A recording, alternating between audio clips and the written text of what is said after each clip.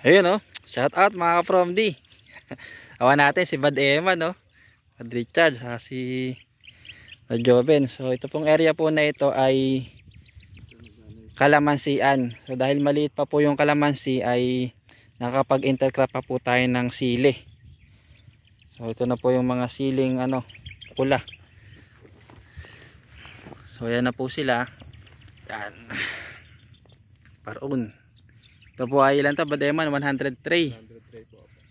103 times 1 to 12,000.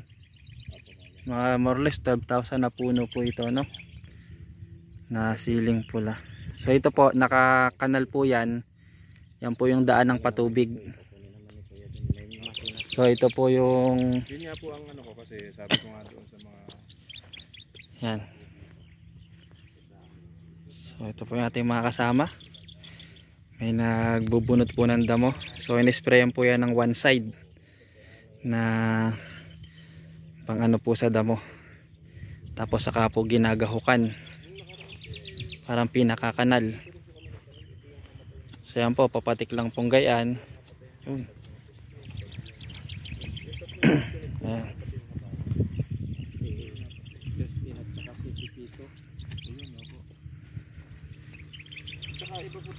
So nagsisimula na pong mamulaklak. Ayan. Ay, may mga bunga na po. yung bunga po niya malalaki. Ito malalaki. Kasi busog na busog siya sa tubig. Ang lang pag tag-ulan, mas maraming peste. Yun lang po. Saka sa bagyo, punggus. Oh, pagka dinali ng punggus, dikit-dikit Wala kang yung kasabay nun Yung wala. po dito, yung isang tudling na malalaki na yun. Hindi mo na magagamot bunot ka na lang ng bunot Natira namin dahil pagka palagyan. Ayan po mga ka-From D no, yung tanim po na mga siling Taiwan. Ayan no, shout out kay Kuya. Ayan po. Ayan po ni Brad oh. Ginagahukan yung sili. Ayan oh.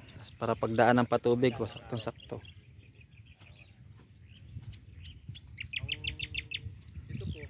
May tagagamas, may tagagahok.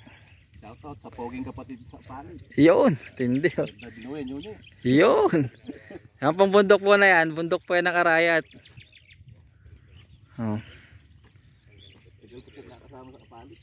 Oh.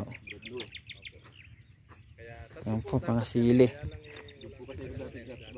Doon po.